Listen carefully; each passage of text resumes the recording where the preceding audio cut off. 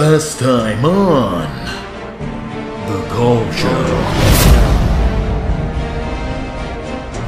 Stop! If you press that button, we'll all die! That's a risk I'm willing to take. I'm sorry, Felicia, but my heart still resides with Jeanette. I need milk.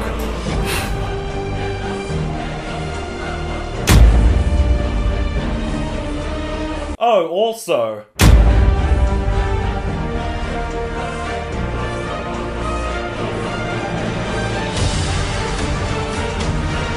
I'll fuck you till you love me, faggot! If you haven't seen part 1, I recommend you watch it, because it might make a lot more sense watching this video, but I doubt it! Crash of the Titans was so goddamn awful, I milked it 3 times to try and get some sort of enjoyment out of it.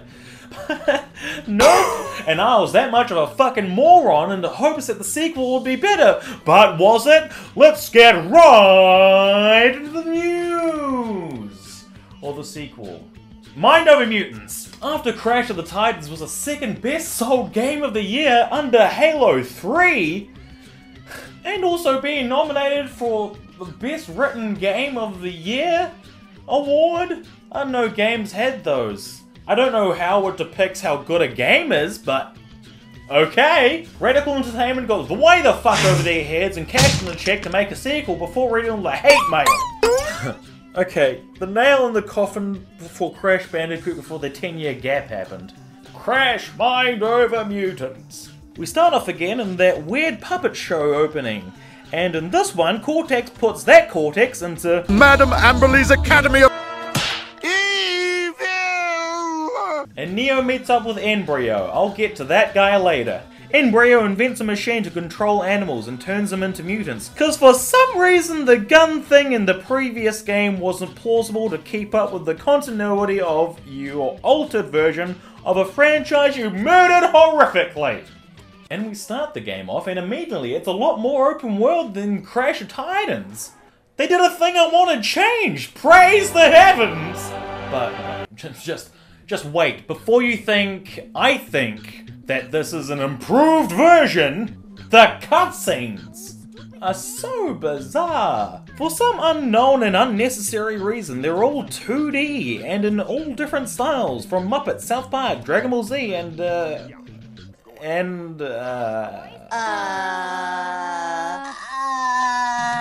Also, I've seen better Flash animations from 2005 that look better than this. If you were to do this, it would be cool to have different art style or gameplay and how these are introduced.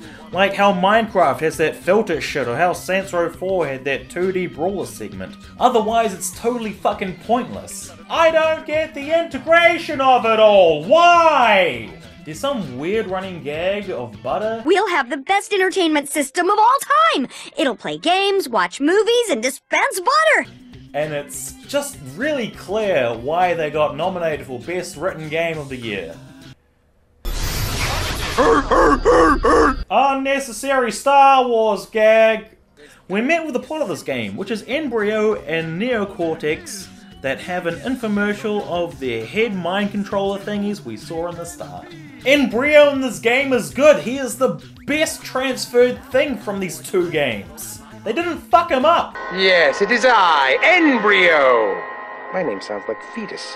He's even better in this than he is in Twinsanity. He's voiced by Maurice LaMarche, aka the Brain from Peaky and the Brain. Yes, always. And I just, I love him, and I love it, it's good, it's good. I'm always in love with Neocortex's character, which has been the same throughout the whole series, well, mostly. How the heck are you? But to add, not throw away and change a character completely, but to add to a character is good. Which is what they've done to Embryo. They kinda did that with Engine, but I feel like anything they wrote for him to say was an easy hit and miss. Okay, back to the plot. They ship out these Google glasses, and Coco and Crunch are the only ones that can wear them. Engine comes out of nowhere and sets his henchmen onto us, and then these bandicoots go Hulk, and we have to save them! Whoa, an actual incentive why I want to play the game and progress in it. It's also the same plot as the last one, but for some reason the Crash of Titans has no integration with the storyline in the game. And we saved Coco instantly. And now all we have to do is save Crunch. Because we all played Crash Bandicoot Wrath of Cortex, right? We loved that game. No, I don't know what I'm talking about either. By the way, the voice acting in these two shit bombs of a game is the best part. It's the best part. Who eats a sandwich while going to the bathroom? If it was more cinematic and put together like a Skyrim-esque RPG... Oh wait, no, they tried that. They really tried with this. They tried to make Crash Bandicoot an RPG! Just like in no other Crash Bandicoot game ever. You know how I said that this was open world? Yeah, nah, I was wrong. I was led to believe it was open world. It's not.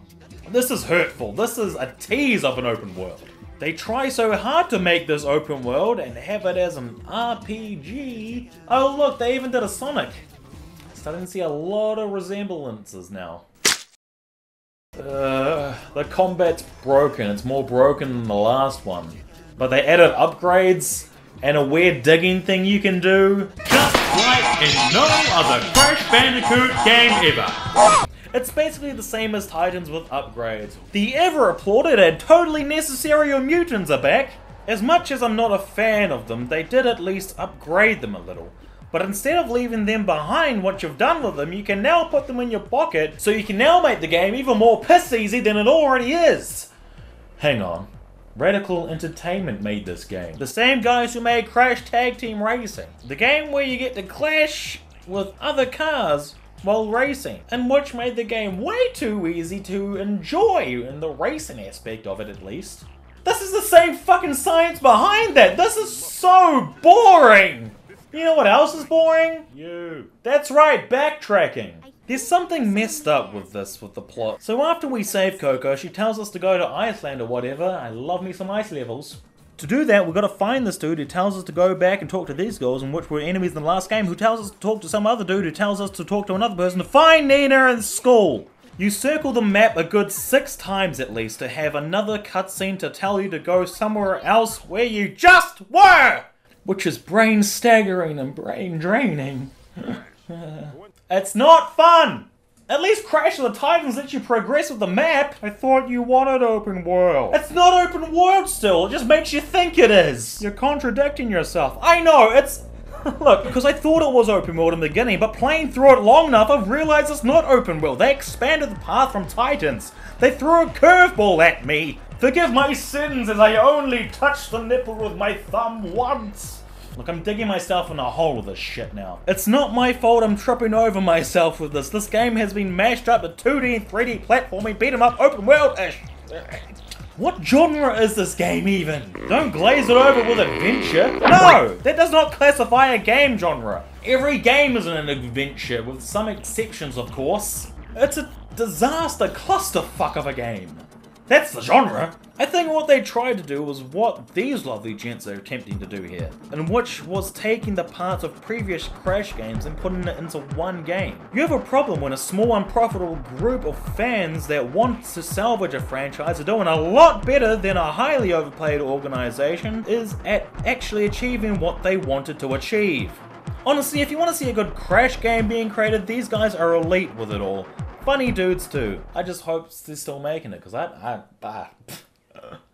don't know, man. Crash of the Titans and Crash Mind Over Mutants. I'm honestly done with this shit. I'm done with these two. I'm done with Crash Bandicoot entirely. He's dead! You want to know how they end? Crash Bandicoot defeats Neo and Nina Cortex. First one, he just defeats another mutant and is like everything else in the game. The second one, Neo Cortex is the Joker in Batman Arkham Asylum. But other than that, the mutilated character design and level design and combat design and game design, the whole 2 games are bad. They're bad, super bad, DVD. To take this and have an incest crack baby be produced out of it and call it a game is just bad. It's a no-no. Look, I get it. You wanted to create something new. You wanted to make a new genre of game using the Crash logo, because that's instant money. Thanks, nostalgia points. But you did the opposite of what you were trying to do. You made something so loved and so craved and so cherished, and you turned it into something you didn't want anything to do with. Okay, there's next to no glitches like there is in Twinsanity. Okay, you went to the right people to gain respect from me for voice actors. Okay, you tried to keep the Crash Bandicoot name alive. But don't reconstruct the storyline in which is already known. Don't just target it to kids to make it so easy that it's so fucking boring as hell for everyone, including kids. The first Crash Bandicoot, you hated the game so much, it was so fucking hard, but you enjoyed it. You enjoyed the challenge, and you would better yourself, and you wanted to play it, and you wanted to beat it and finish it. It was an equal struggle as much as it was for the player. Having sequels just as good coming out years afterwards, hitting the market as hard as the first game was. It was targeted to everyone. That was the genius of it. It was hard to literally everyone. Sure, it has its problems, but it was 1996. 10 years had passed and you strapped a big fluffy teddy bear on every jumping puzzle. Twinsanity, a game that redid the world of Crash in the sense where it stayed true to the original, and yet still it had its own style and it loped onto the original. Adding, like Mind Over Mutants did to Embryo, not taking away, and doing it from scratch. I'm sorry, I'm super passionate about fucking Crash Bandicoot, alright? Both Titans and Mutants have okay points to make the game playable, which is entirely different from making the game enjoyable. But the cons of which are way too heavy to keep them positive. Crash the Titans gets 3 out of 10 and Crash Mind Over Mutants gets 3.5 because it's a tiny bit better, not too much. It's still a little bit better. Anyway, that's me, thanks for watching. I would just like to say a big oh my god, that's right. You want me to talk about this? Yeah. Okay, here's a quickie. This is worse than this and this combined! First off, Crash still talks. Secondly, that's still Aku Aku. Thirdly, it looks horrible. It looks horrifying. I don't like it. But for some fucked up reason, in every design change, I love Neo Cortex. They never cease to fail changing him, and I don't know why. You can't fuck Neo up. He's the best part in Crash games. He's silly, maniacal, he's charismatic, he's powerful yet weak. He's smart yet idiotic. His skin's yellow for some reason. Am I describing Trump or Cortex? In short, I'm horrified and scared from anything new to come out from Crash Bandicoot. Just make a new Twinsanity. Thanks for watching. If you're still here, check out Pat Strikes Back, because he's making that new Crash game, and I would really love everyone that likes anything to do with Crash Bandicoot to check him out and support him. He's doing some cool shit. Check out AuroraNet if you haven't already, and if you're watching from AuroraNet, make sure to check me out, ColeoIsGameo. Like the video if you liked it, subscribe if you wanna, and I'll see you whenever.